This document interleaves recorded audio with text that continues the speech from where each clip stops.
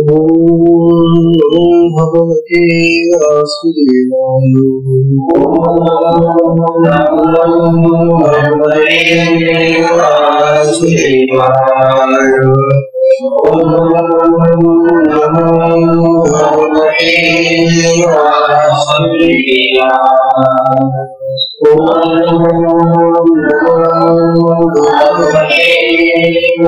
वासुदेवाय।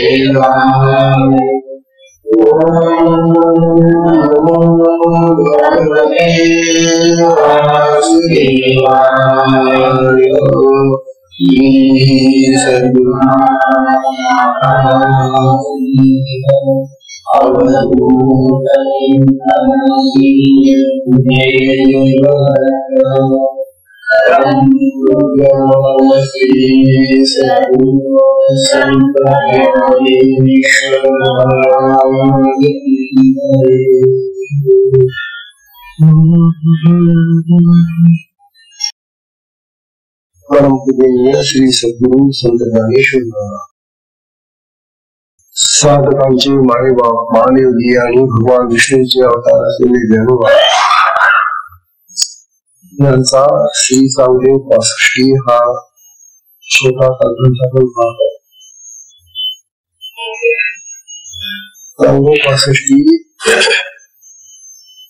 दिसायला वरवर भलता छोटा लाल ग्रंथ आहे, परंतु सगळ्या मोठ्या ग्रंथांचं मूळ स्थान, सगळ्या मोठ्या ग्रंथांचं तत्वज्ञान, अनेक शास्त्रांचे तत्वज्ञान ज्ञानोबांनी राष्ट्रीय शास्त्र 65 मध्ये आणून टाकलेले, त्यामुळे हा ग्रंथ महान झालेला आहे।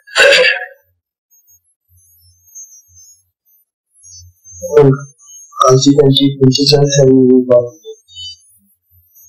त्या 45व्या ओळीमध्ये ज्ञानोबा चांगदेवांना सांगत होते, अरे चांगदेवा, चांगल्या तुझे निघावे, करणे न करणे न व्हावे। हे काय म्हणो तरी धरणे मी पण मागे, मी तशी शब्दाचा विषय फारच येते,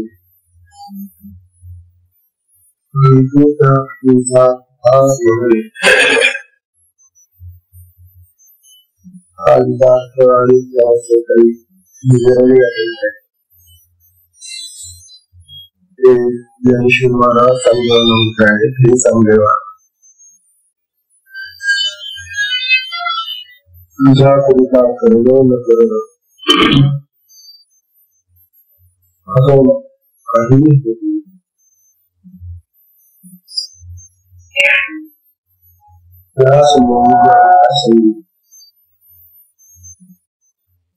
तुझे स्वरूप पाहण्याबद्दल मी माझे स्वरूप दिसली,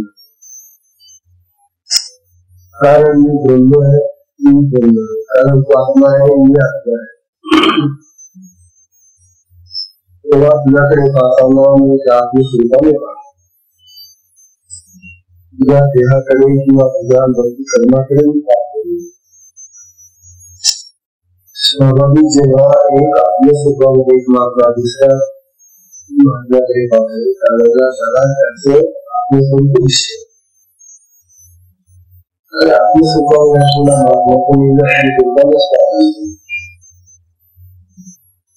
तेव्हा ज्ञानोबा असं बोलले की तुझ्याकडे पाहत असताना मी माझा अनुभव विसरलो, मी माझा आत्मभाव तुझ्याकडे घेऊन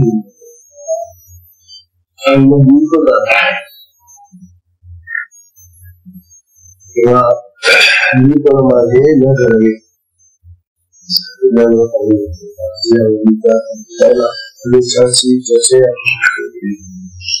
थोडासा भाग दिलेला होता। हा शेवटी आपण देवशी नारदांचं वचन पाहतो, नारदांसाठी महान महान महान महान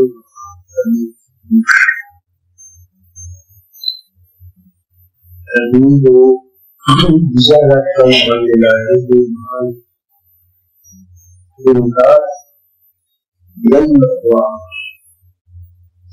जन्मभावने जे प्राप्त झालं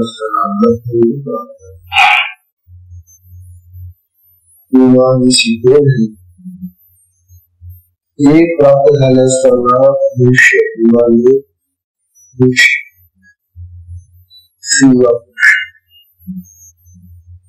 शिकवून तो सिद्ध होईल. आपण साधक आहोत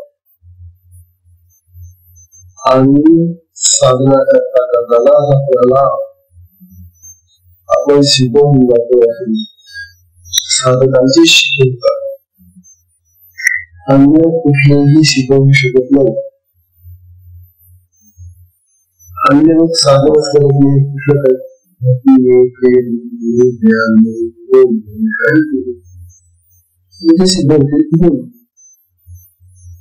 म्हणून जे साधना करणारे असतील ते साधना कधी सिद्धी करून जातात सिद्धी करणार. म्हणून या सद्गुरूंच्या प्रसादाने ज्या तेव्हा आपल्याला शिकवत आहे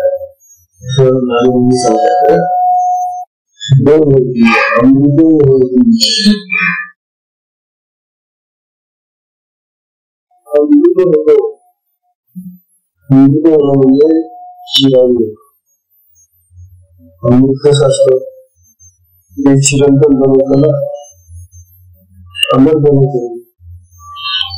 तसा हा मनुष्य रूपाने त्यांना लागलेला मनुष्य अमृत मिळतो त्या देवाला आणि असं लोक आणि लोक तृप्त होऊन जातो संतुष्ट होऊन जातो त्याला मिळवण्यासारखं काही अशा प्रकारची स्थिती प्राप्त झालं असताना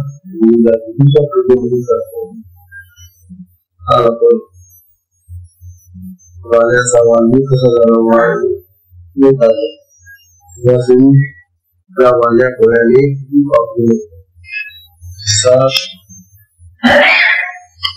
रांगण भरले होते की खडा खडा टाकून गेलेल्या माणसाला इतका पापी असतानाही सद्गुरू महाराजांच्या कृपेने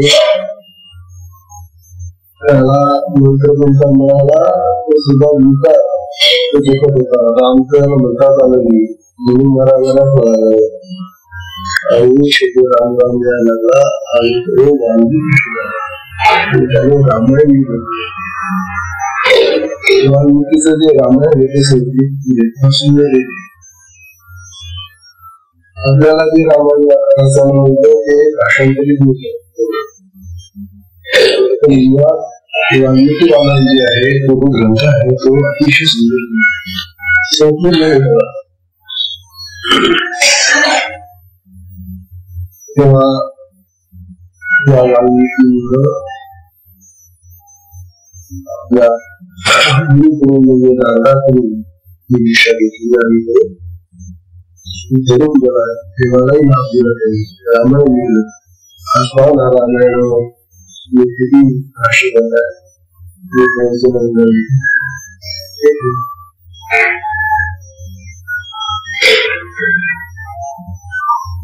आपल्याला शेवटी सांगायचं होतं की आपण ज्या गौतम आपल्याचं या ठिकाणी श्रवण केलं सद्गुरू सद्गुरू वासुदेवानंद सरस्वती स्वामी महाराजांनी दत्त महात्म्याला स्वतःचा ग्रंथ लिहिला आहे. हा ठिकाणी त्या ग्रंथामध्ये वासुदेवानंद सरस्वती स्वामी महाराज सांगितले की भगवान दत्तात्रयांनी तो त्यांचा भक्त होता अलर्क त्या अलर्काकडे पाहिलं आणि आपल्या दृष्टीपाताने त्याला काय केलं ते समजेल. हा शक्तीपातातला एक घट आहे. आतापर्यंत आपण लोकांवर हात ठेवून शक्तीपात झालेल्याची जाणत आहे. या ठिकाणी दत्तप्रभूंनी त्या अलर्काकडे नुसतं निघून पाहिलं आपली दृष्टी घेतली त्याच्यावर आणि ती संकल्पासह दृष्टी असते. अशी दृष्टी फेकल्यानंतर त्या अनंताला काय झालं ते सांगता येईल.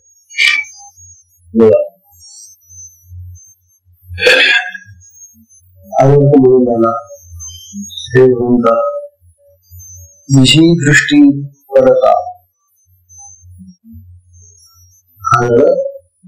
प्रभू तुझी दृष्टी करण्याबरोबर धन्य झालो आता. जी दृष्टी करता धन्य झालो आता. हरपली जीविता. काय हरवलं मग? जीविता. जीविता म्हणजे जीवन, देहभाव. आज मी देह सुखाने म्हणत असतो तो जीव भाव आहे. प्रभूची दृष्टी करण्याबरोबर अनंताची जीविता म्हणजे जीवभाव नष्ट होईल. म्हणजे तो देहभावातून श्रीभावात गेलेला हा चिंकार बघा ना. दुसरा दृष्टिक्षेप. तेव्हा ही दृष्टी जी असते सद्गुरूची आपल्याची जाणण्याची शक्ती गोष्ट आणि त्याला बघून तेव्हा तो आनंद आपली अनुभूती समजायला. जी दृष्टी करता धन्य झालो आता. हरपली जीविता ब्रह्मता अंगी आली. जीवभाव गेल्यानंतर काय तो शिवभाव ब्रह्मता आली. ब्रह्मभाव आला मला आत्मभाव प्राप्त झाला. ब्रह्म साक्षात हे भगवान की स्थिती करून झाला. भगवान दत्तांचा विषय आहे प्रत्यक्ष ब्रह्म आहे. ब्रह्म साक्षात मला दिली त्याची मला प्रचिती दिली, अनुभव दिला. प्रत्यक्षात हा मला अनुभव मला ब्रह्मता आली, भावात गेले आणि साक्षात मी ब्रह्म झाल्याची मला अनुभूती आली. अभेदे कळले अद्वैत. मला भेदरहित होऊन अद्वैताचं ग्रहण झालं. हे सगळं जे आहे सगळं यामध्ये खूप भरलेलं आहे. अभिजाचं कर्तव्य झाले शांत. मग आता माझ्यामध्ये मी तूपणाचा भावच राहिला. सर्वत्र मीच भरलेला आहे असं झालं. ही स्थिती चांगली वाटची भाव. तुझा मृत्यूपणाचा भाव झाला. तू देहभावातून जीवभावातून शिवभावात लागला. त्यासाठी देवा हा चांगल्यापासूनचा उद्देश करून राहिलेले चांगलेवाला.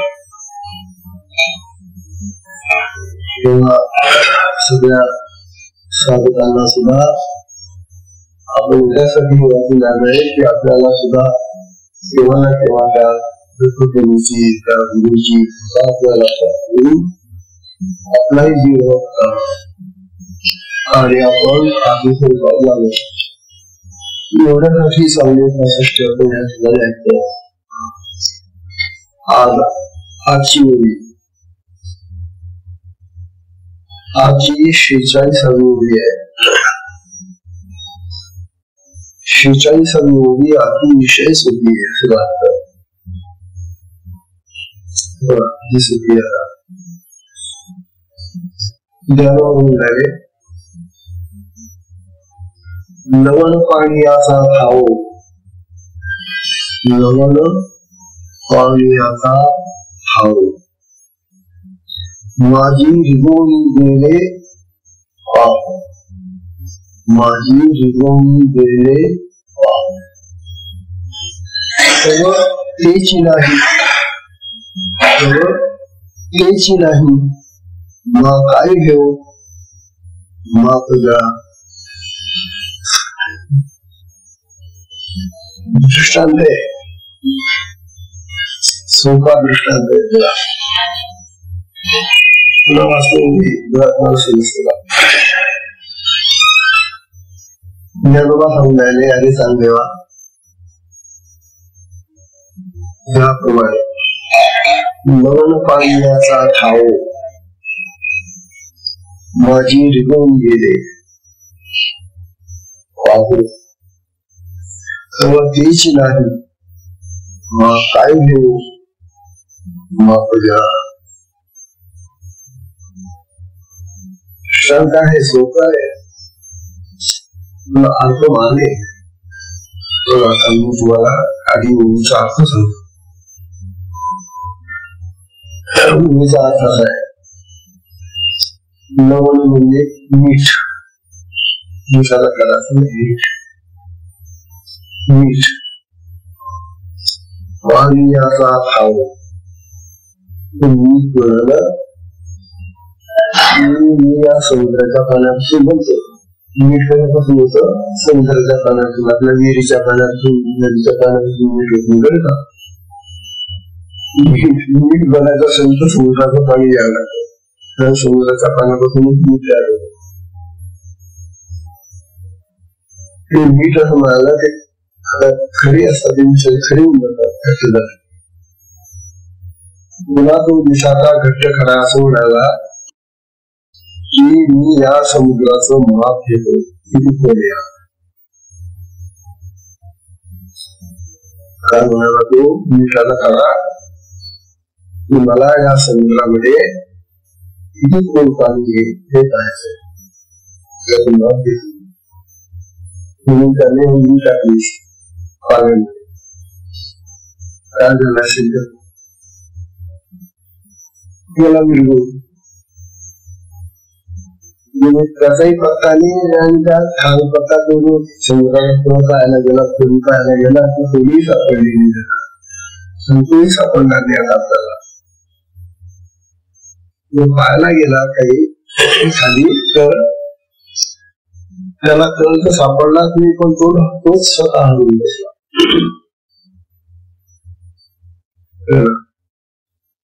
लवण पाणी याचा ठाव ठिकाण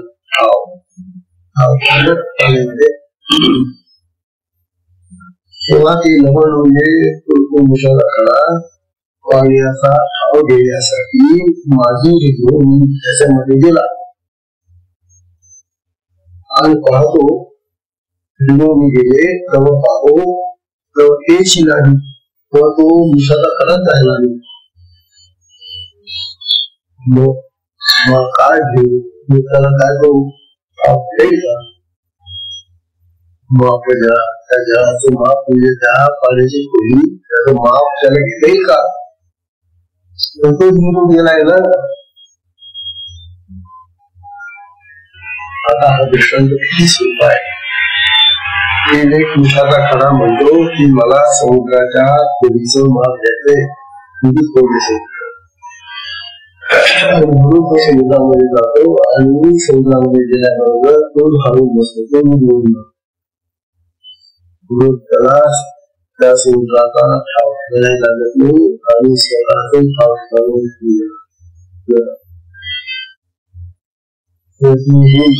त्रास सांगायचंय. देवा तुझ्या आत्म्याच्या स्वरूपाचा विचार करताना त्याच्या आत्म्याकडे कोण झाली ना त्याला आत्मोपदेश करायचा आहे आणि जेव्हा सुद्धा आत्मस्वरूप आहे तेव्हा आत्मस्वरूपातून त्याच्या आत्म्याकडे ते पाहत आहे. तुझ्या आत्मस्वरूपाकडे पाहत असताना जसं जसं निरीक्षण करायला लागलो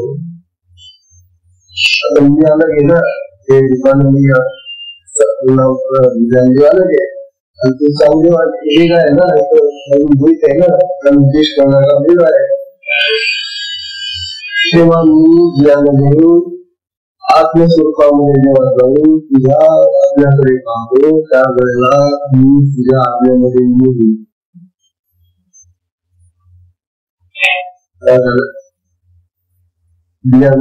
त्याच्या आत्म्यामध्ये हे आत्मस्वरूपाचं आहे ना. आत्मा आत्म्यामध्ये पाहून जायला एकच स्थिती नव्हती. हे आत्मा जे आहे आत्मा आत्मा आत्मा एकच आहे ना. मग हा असा वेगळा राहिलेला जीवभावामध्ये किंवा देहभावामध्ये जे मनोभाव जे आता त्याला शिकवणार आहे ते आपली स्वतःही वेगवेगळे करायला लागले. आणि ते पाहत असताना ज्ञानोबा गुरु दिले आपले भाव आत्मा आपला एक जन्म राहिली का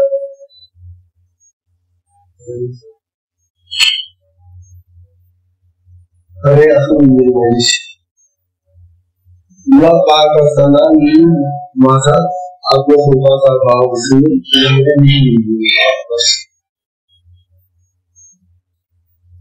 तुझा आत्मस्वरूपाचा वर्णन मी तरी काय करणार मी त्याचा अनुभव घेतलेला आहे. मी आत्मा आहे माझं हे स्वरूप कळलेलं आहे तुला कळून नसल्यामुळे तुझ्यामध्ये मी दिली जाणार म्हणून मी तुझ्यामध्ये ही सर्व माझ्यामध्ये मिसळणं जे आहे आपल्याला ते काही मीठ आणि पाण्यासारखं मिसळलं नाही. मीठ जरी पाण्यात पडलं तरी मिठाचा खारटपणा मिसळला आणि पाणी करताना मिठाचा खारटपणा करताना जसं आपल्याचं मिसळलं नाही. आत्मा हे सूक्ष्म तत्व आहे अतिसूक्ष्म आहे चैतन्य स्वरूप आहे किंवा चैतन्यामध्ये चैतन्य मिसळत ते काहीच करत नाही. जशी यापूर्वीची हवा बाहेर गेली किंवा बाहेरची हवा आत आली ती मिसळली दिसते का आपल्याला आणि साधी सूक्ष्म हवा सुद्धा मिसळताना दिसत नाही आपल्याला. मग आत्मा तर या हवेपेक्षाही अतिसूक्ष्म आहे. असं जे सूक्ष्म चैतन्य आहे ते सूक्ष्म चैतन्य चैतन्यावर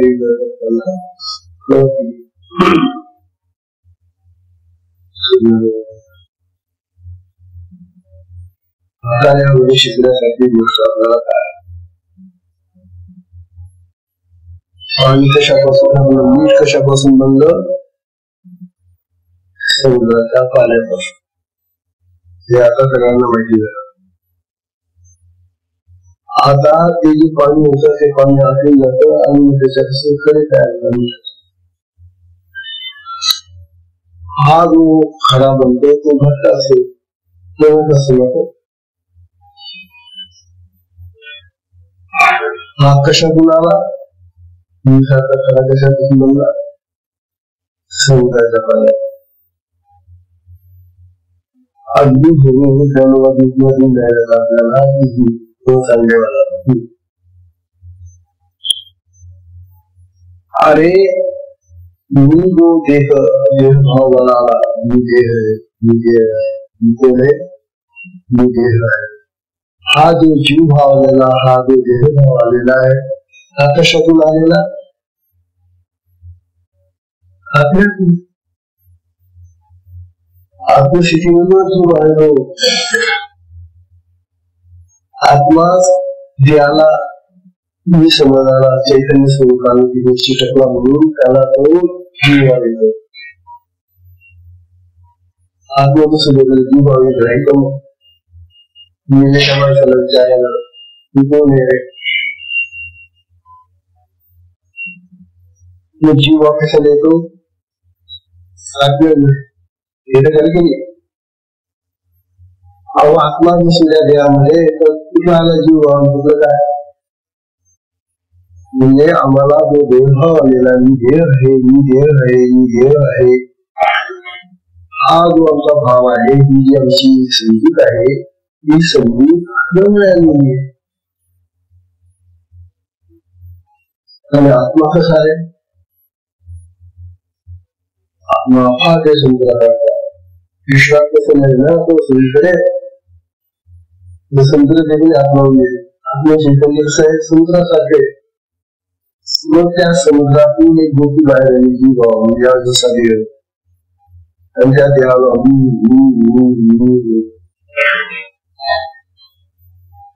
देहाला मी म्हणणारा हा जीव भाव आला कशातून आपल्या समुद्रात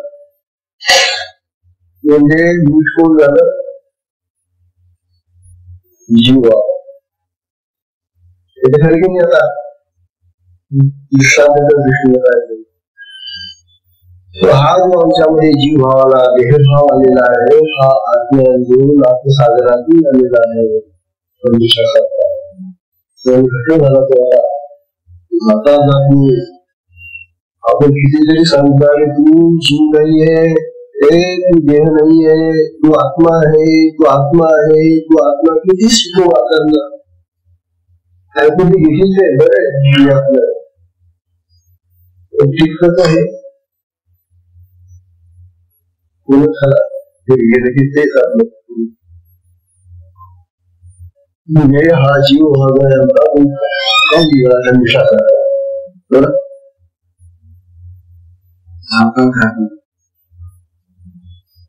मग या जीव भावाला नष्ट करण्यासाठी काय करावं लागेल? आत्मभावात करावं लागेल.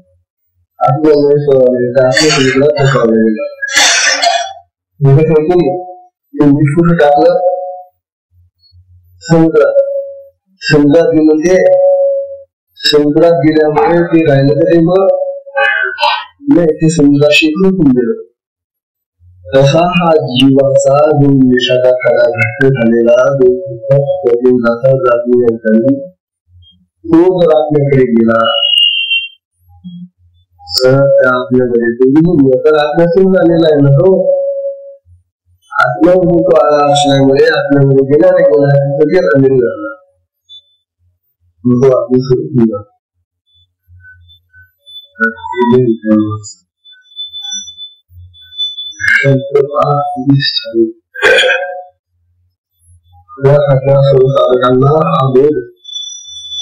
जगाला की देह नाहीये, जीव भावात जो आलेलो आहे तो त्या शिवभावातून आत्मभावातून आलेलो आहे. आणि मग जर मला आत्मभावाकडे जायचं असेल तर मग मी कसं विचारला सोपं होतं मुलीला गेलो आपण कसं जाणार? फक्त मी देह आहे, कोण आहे, मी अमुक नावाचा विषय अमुकाची काही खूप मोठं जाणं लागलं.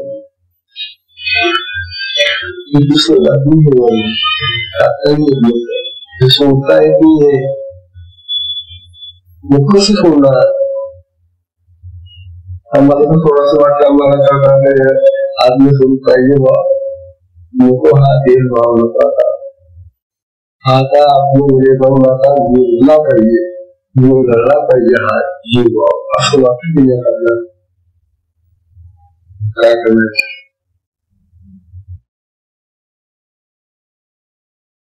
देहभाव जीवभाव हा त्या आत्मसमुद्रामध्ये जुळला पाहिजे.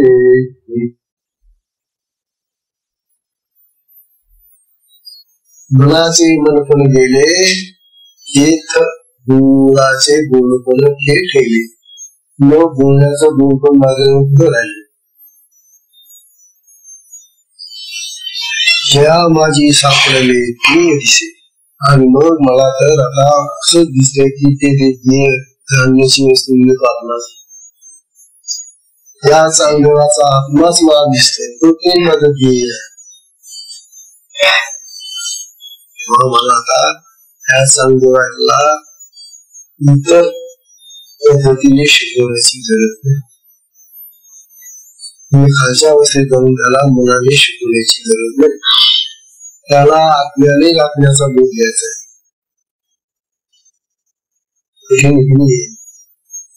उंच साधना येईल म्हणून त्याला सुद्धा जयांतरी भगवंत,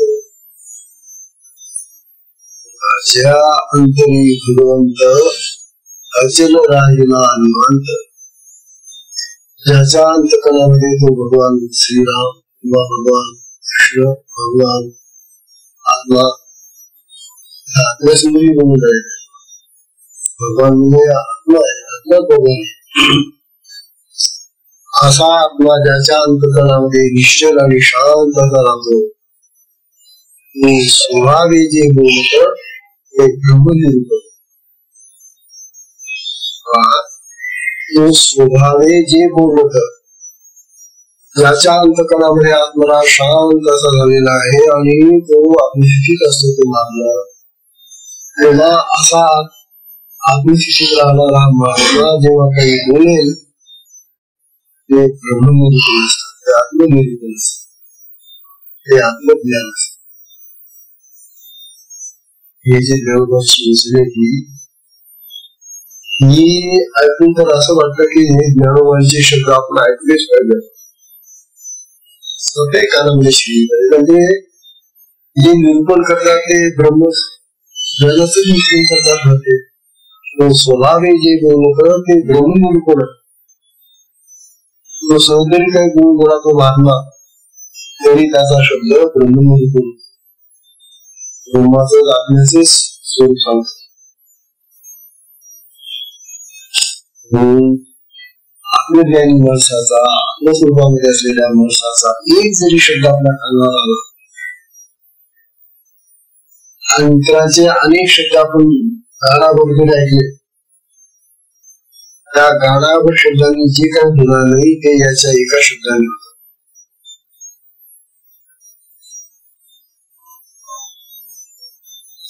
म्हणून लोकांची हजारो प्रवचने ऐकण्यापेक्षा ज्ञानोबांचे 26-65 प्रश्न कशाला गाण्यावर ऐकत बसतात. ज्यांना दुसरं काहीच नाही ऐकायला मिळताना जाऊ द्या, ऐका ते ज्ञानोबाचा एक शब्द ऐका. त्या एका शब्दाने जे परिवर्तन आपलं होईल ते गाण्यावर ऐकून होणार नाही, हे विसरून जातो.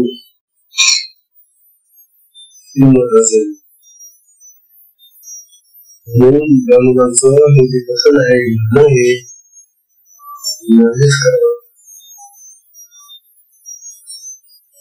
किंवा मन बुद्धी आणि देह याच्या पलीकडे गेलेले असतात.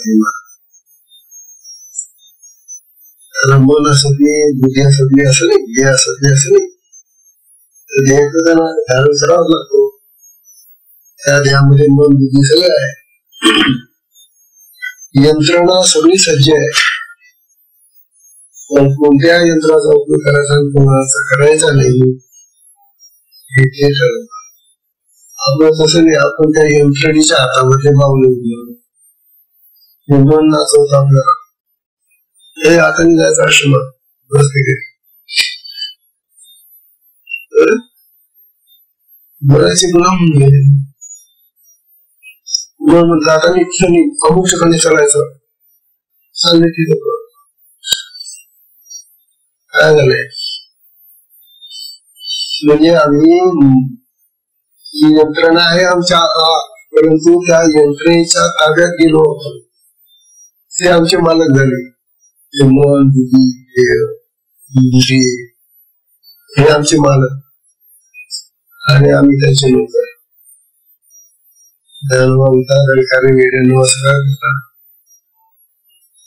आणि तुम्ही मालक आहे त्यांचे, तुमचा मालकी हक्क काबत होणार आहे.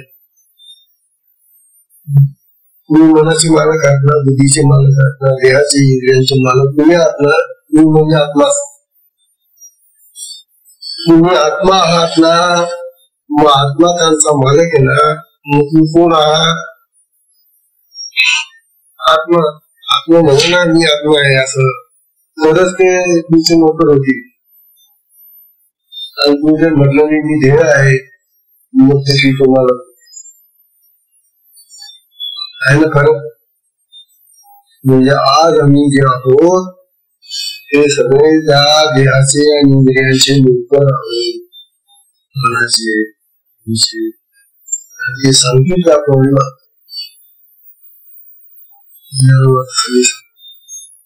म्हणतात अरे तू आत्मा आहेस, तू मालक आहे सगळ्यांचा, देहाचा इंद्रियांचा सगळ्यांचा, तू राज्य करणार.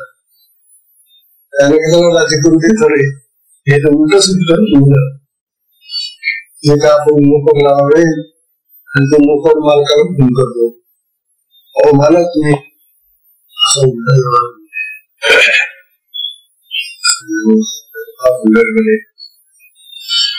तेव्हा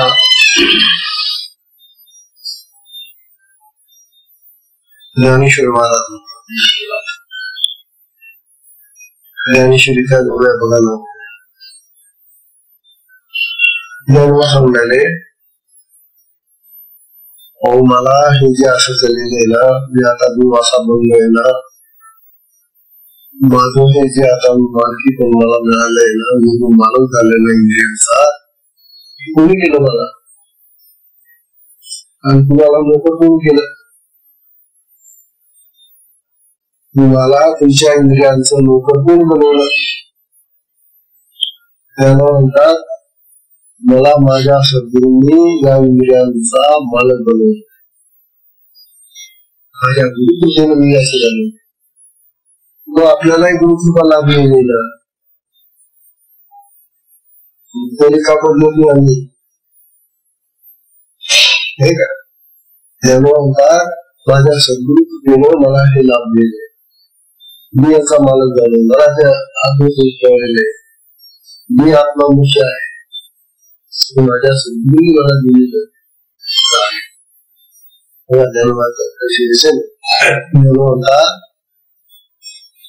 ऐसे श्री निवृत्तीनाथांचे, ऐसे श्री निवृत्तीनाथांचे गौरव आहे जी साचे. आणि माझ्या श्री निवृत्तीनाथ गुरुदेवांचा गौरव आहे, हा वैभव आहे त्याचे. ही 2 वर्षांनी लागते जन्माला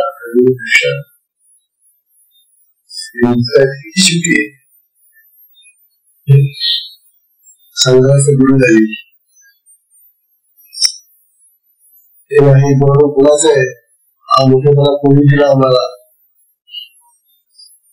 सद्गुरु आहे.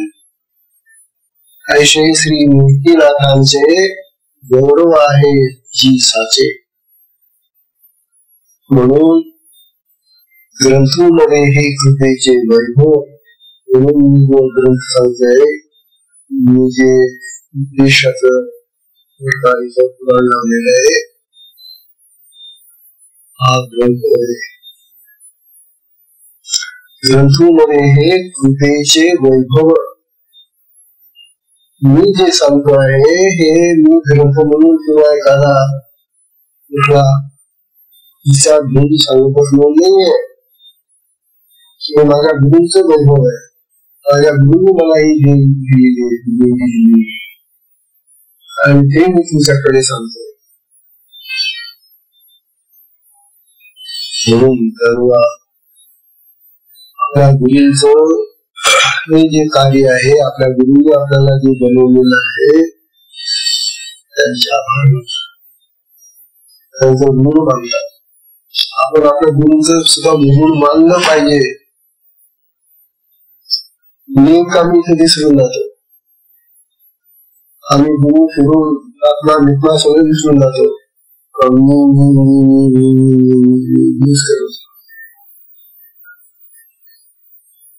आपल्या गुरुला किती महत्व देतात ते बघायला. हा ग्रंथ मी नाही का माझ्या गुरुचे, हे गुरु सांगते. किंबहुना तुमचे केले, म्हणतात किंबहुना तुमचे केले धर्मकीर्तन हे सिद्धी गेले. मी धर्मकीर्तन करतो.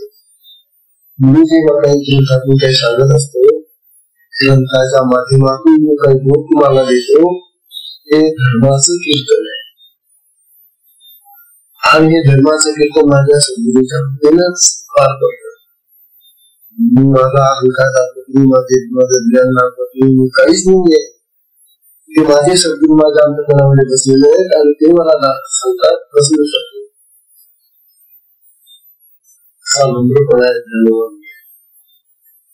किंबहुना तुमचे केले धर्मकीर्तन हे सिद्धी गेले. मग धर्मात तुम्ही काय करता? मग सगळं तुमची गुरुच करता असं तुम्ही म्हणता. धर्मात तुम्ही काहीच करत नाही. धर्माला विचारलं तुम्हाला समजा ते ग्रंथाचं आणि ते सगळं निवेदनाचं घेणं, ते सगळं करणं, ते जर तुमचे सद्गुरूच करून राहिले, तुम्ही काय करता? असं त्यांना आमच्या ही सवय लागून गेली ना मला मी करतो याची तसं बनवायला तुम्ही काय करता म्हणून ते सांगितलं सुंदर ते म्हणतात एक माझे जीवने ते पाहिजे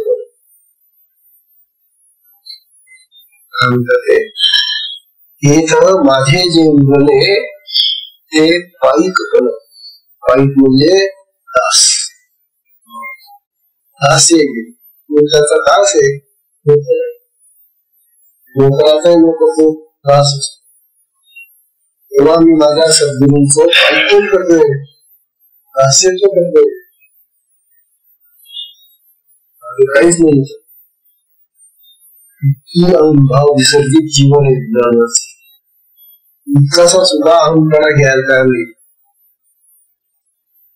आणि ते सगळं त्यांचंच आहे ते सांगतात की मला जशी बुद्धी देतात जशी शक्ती देतात त्याप्रमाणे मी करतो आणि मी सेवा म्हणून करतो सेवा हा माझा भाग आहे माझ्या गुरुची सेवा आणि सगळं कसं असलं पाहिजे हे आपले सगळे आश्रम अशा भावनेने चालले पाहिजे त्या गुरुची सेवा आहे आश्रम म्हणजे कोणाची मालकी घेतात म्हणून मालकी दाखवतात मी बनवलंय मी केलंय मी लावलं होतं आणि असं अरे काय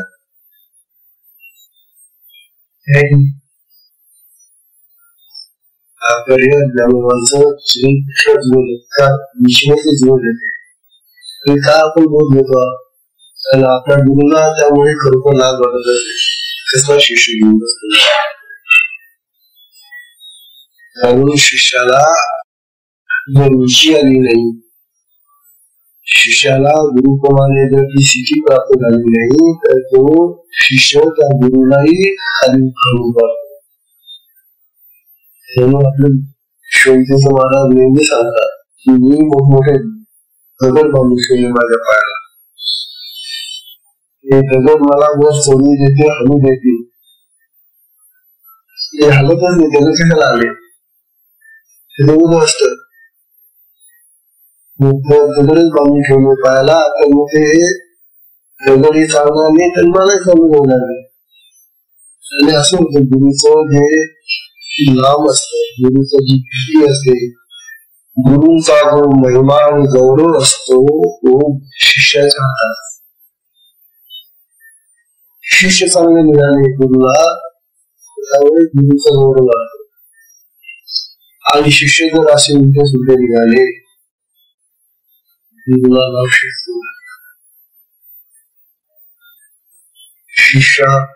शिष्य अपराधे गुरु दंड आपला शिष्य करतो आणि दंड कोणाला होतो गुरुला तेव्हा साधं आहे ना तुम्ही एखाद्याच्या घराण्यामध्ये जर अशी वाईट मुलं निघाली मला वाईट चालीची मुलं निघाली त्या घराण्याचे नाव बोलतात आणि त्या आई बापाचे नाव बोलतात असे आई बाप तर चांगले होते मुलं अशी निघाली आई बापाने काही वाईट केलं सुद्धा काही नाही का बरं असं झालंय मुलांमध्ये तसे शिष्य निवडले हे निघाले त्यावेळी त्या गुरुला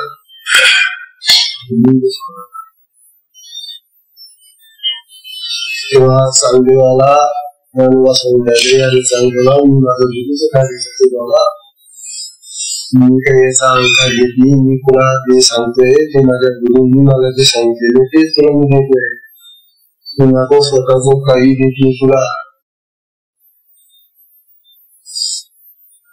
म्हणून ज्ञानोबा बोलतात त्या चांगदेवाला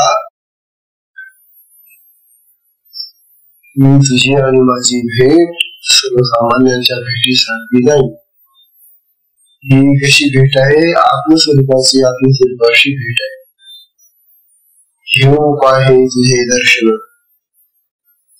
मला तुझं दर्शन घ्यावं असं वाटतं पाहे म्हणून सर्व व्हायला पाहतो पण तू आत्मस्थिती नव्हता तो आणि आत्मदृष्टीमध्ये नसलेल्या माणसाला काही शिकवायचं असलं मनाने शिकवावं लागेल ना.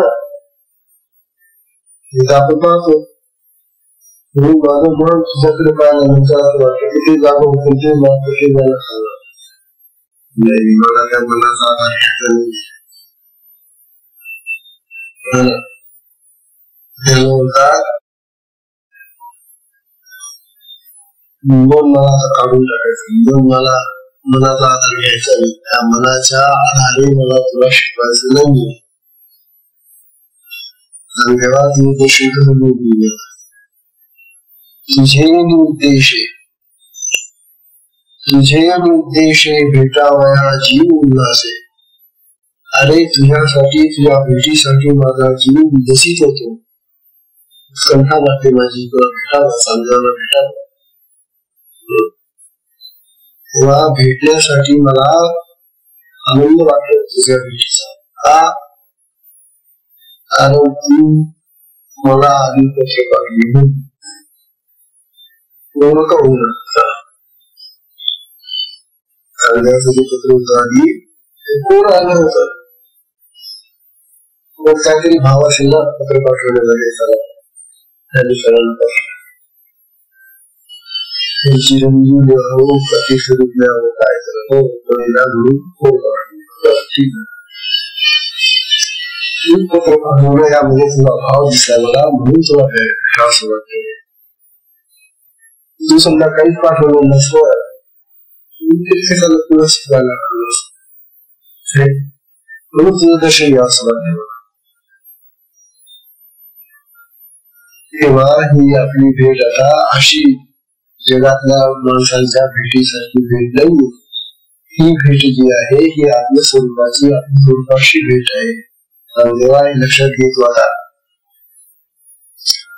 या भेटीमध्ये हा जो आनंद आहे तो वेगळ्या प्रकारचा आनंद आहे. 3 प्रकारचा आनंद असतो लक्षात घ्या. आपण जगामध्ये जो भेटीचा आनंद घेतो ना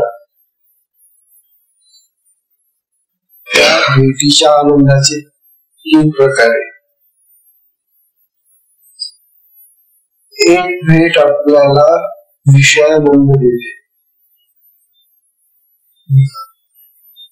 विषय प्राप्त होतात त्या भेटीमध्ये. समजा एखादा आपला मित्र आला फुला घेऊन येतो किंवा काही पण घेऊन येतो भेट म्हणून काही विषय घेऊन आला त्याच्या त्या भेटीमध्ये ते फळचे पुढे पाहून आपल्याला आनंद होतो. हा होणारा जो आनंद आहे हा आनंद विषयानंद आहे. त्यामध्ये पदार्थ जे खाऊ काय काय आलं असेल किंवा तो स्वतः आहे देह रूपाला तर याला नेहमी विषयानंद देण्याची सवय करून दिली. नंबर 2 निर्विषयानंद. एक विषयानंद आहे आणि एक निर्विषयानंद म्हणजे विषय नव्हती का कुठलाही विषय नाही जगाचा आणि तरी आनंद आहे. उदाहरणार्थ आपण आता साधनेला बसला ध्यानाला बसला ध्यानाला बसल्यानंतर तुमचं मन एकाग्र झालेलं आहे विषयाला. तुझं विषय रहित आनंद आहे म्हणून त्याला निर्विषय आनंद. आपल्या साधनेमध्ये हा निर्विषय आनंद होतो. आपल्याला ज्या क्रिया होतात ह्या क्रिया कुठल्या पदार्थाने होतात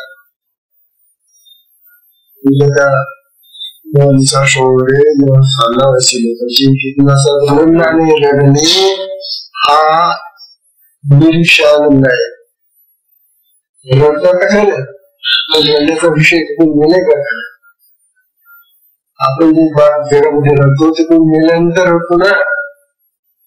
आणि हा जो रडण्याचा जो आपल्याला क्रियांचा आनंद आहे तो आपल्याला कुठलाही विषय नाही कोणी दुःखी नाही काही नाही तरी आपल्याला रडू काय येतं तरी संस्कार लागतात बाहेर. म्हणून हा निर्विषय आनंद विषय रहित आनंद आणि याचा 3रा एक आनंद आहे हा जो तिसरा आनंद आहे ना तो सगळ्या प्रकारचा तो आहे स्वरूप आनंद, आत्मस्वरूपाचा आनंद. आत्म्याचं दर्शन झालं, आत्म्याचं सुख प्राप्त झालं, आत्म्याची स्थिती लागली, आत्म्याचा आनंद आहे. हा जो आत्मानंद आहे तो या सगळ्यापेक्षा उंच आहे आणि तो आपल्या साधकांना मिळाला पाहिजे. आपल्याला ध्यानाचा आनंद वगैरे निविषय आनंद नव्हतो, विषयाचा आनंद आपण संसाराला घेऊनच राहिलो, परंतु हा तिसऱ्या प्रकारचा जो आनंद आहे ना तो अजून आम्हाला मिळाला. तेव्हा हा तिसऱ्या प्रकारचा आनंद घ्या. हा तुम्ही मिळतो का बाजारात?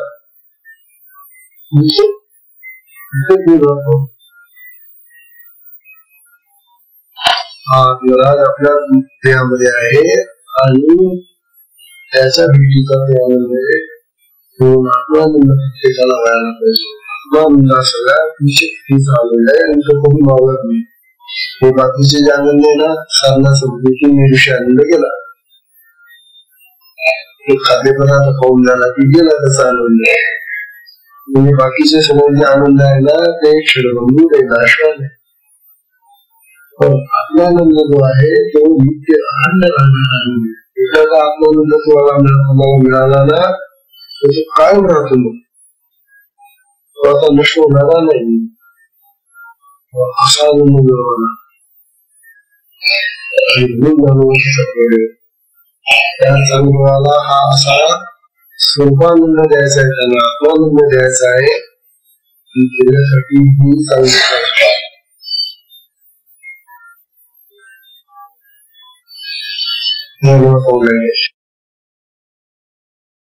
धर्म सांगणारे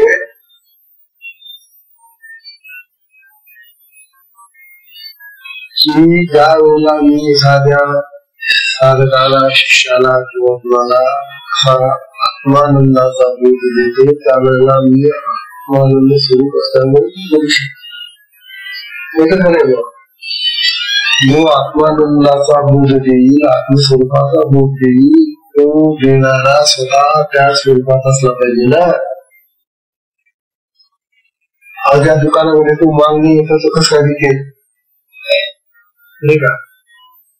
तुम्ही एखाद्या दुकानात गेला आणि सांगितलं किराणा दुकानामध्ये किंवा आम्हाला ते असतात ना आणि मोठी हिरे तो बाबा किराणा दुकान आहे, साखर विकत पाहिजे ते गुंजा त्या दुकानात माल नाहीये, भरपूर गिराईक आला आपल्याकडे. सांगतात की या दुकानामध्ये जो माल असतो तो जसा तो मिळतो तसा आमच्या अंतकरणामध्ये जर आत्मानंद आहे, आत्मा भरलेला आहे, आत्मस्वरूप भरलेला आहे, तो ते कमी देणार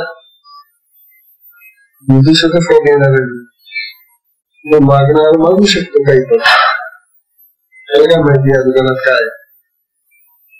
परंतु होता की आमच्या दुकानामध्ये आम्हाला नाही घ्यायचा आहे का तुम्हाला आत्मानंद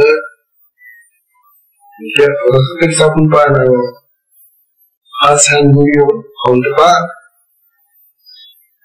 साकायला सुद्धा काय होत नाही. तुम्हाला आपलं काम राहतो म्हणजे काय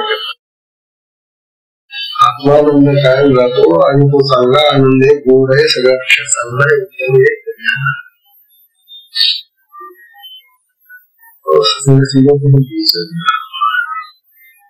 सुंदर विषय घ्या उरलेला या उरलेला आणि हरिओम.